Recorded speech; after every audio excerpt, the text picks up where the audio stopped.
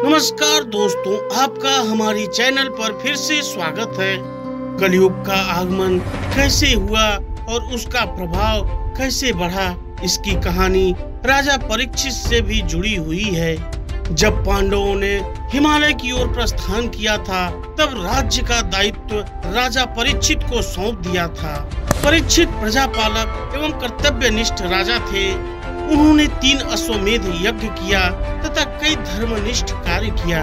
पुराणों के अनुसार 4 युग निर्धारित हैं, जो है सतयुग, त्रेता, द्वापर और कलियुग। सतयुग में प्रतीकात्मक तौर पर धर्म के 4 पैर थे। त्रेता में 3, द्वापर में 2 और कलियुग में 1 पैर ही रहेगा।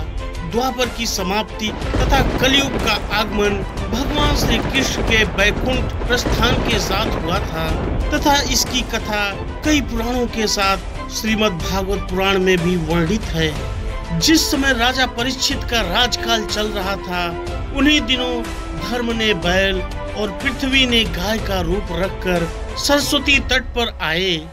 धर्म ने पृथ्वी से पूछा, हे देवी, आप क्यों चिंता कर रही हैं? क्या आप इसलिए दुखी तो नहीं कि मेरा एक ही पैर बचा है? पृथ्वी बोली, हे धर्म, तुम सर्वज्ञ होकर भी मुझसे मेरे दुख का कारण पूछते हो।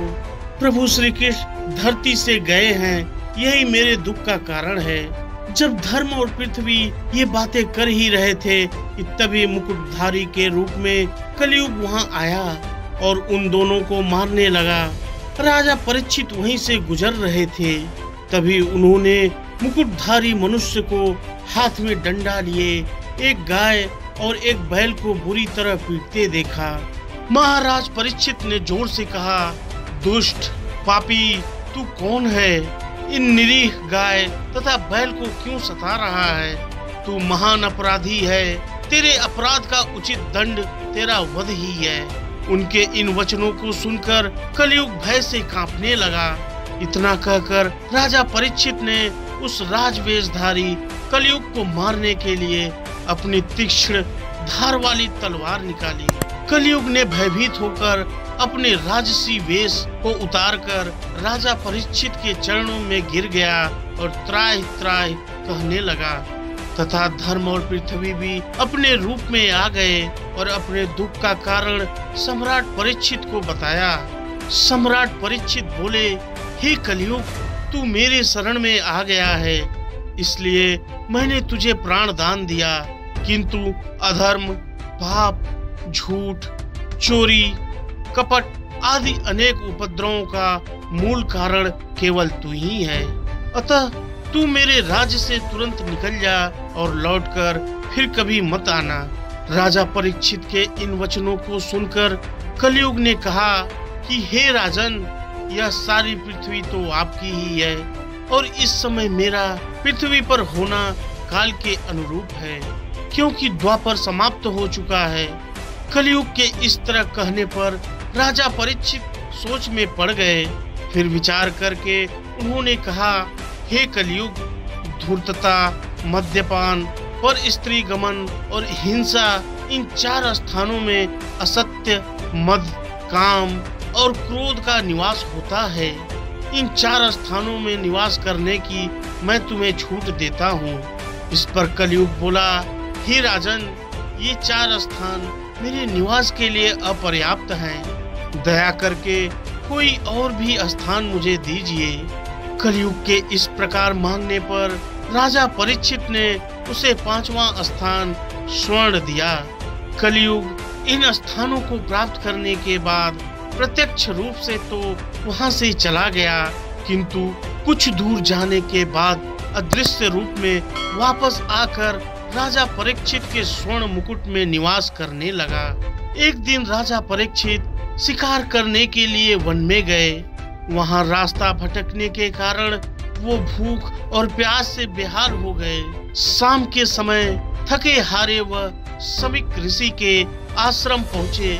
ऋषि उस समय समाधि में लीन थे।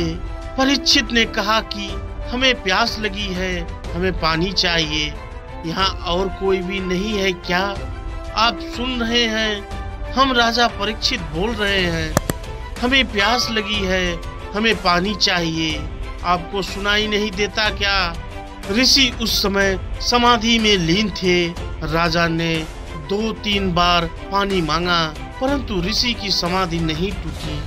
राजमुकुट में बैठे कलयुग की प्रेरणा से उनकी सात्विक बुद्धि भ्रष्ट हो गई और उन्होंने ऋषि को दंड देने का फैसला किया, परंतु राजा के अच्छे संस्कारों के कारण उन्होंने अपने आप को उस पाप से रोक लिया।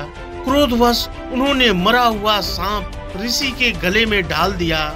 उस समय ऋषि का पुत्र श्रृंगी बड़ा ही तेजस्वी था। उस समय वह नदी में नहा रहा था। दूसरे ऋषि कुमारों ने जाकर सारा वृत्तांत सुनाया। उनकी बातें सुनकर वह क्रोध से पागल हो गया और उसी क्षण नदी का जल अंजुली में भरकर राजा को श्राप दिया। जिस अभिमानी और मूर्ख राजा ने मेरे महान पिता का घोर अपमान किया है, वह महापापी आज से 7वें दिन तक्षक नाग की प्रचंड विषाग्नि में जलकर भस्म हो जाएगा। महल में वापस लौटकर जब राजा ने अपना मुकुट उतारा तो उनको अपनी गलती का बोध हुआ, लेकिन बहुत क्षमा प्रार्थना के बाद भी उन्हें श्राप से मुक्ति नहीं मिली और उसी श्राप से उनका अंत हो गया। इस तरह कलयुग का आरंभ हुआ और राजा परीक्षित उसके पहले ग्रास बने। धीरे धीरे कलयुग के वजह से पृथ्वी से अच्छाई का अंत हो रहा है और बुराई बढ़ती जा रही है। कलयुग का अंत भगवान विष्णु के अंतिम अवतार कल्कि के द्वारा होगा और आप कल्कि अवतार की कहानी सुनने के लिए आई बटन पर क्लिक करिए। आज के लिए बस इतना ही। यह अध्याय आपको कैसा लगा हमें हमारे कमेंट बॉक्स में जरूर बताइए।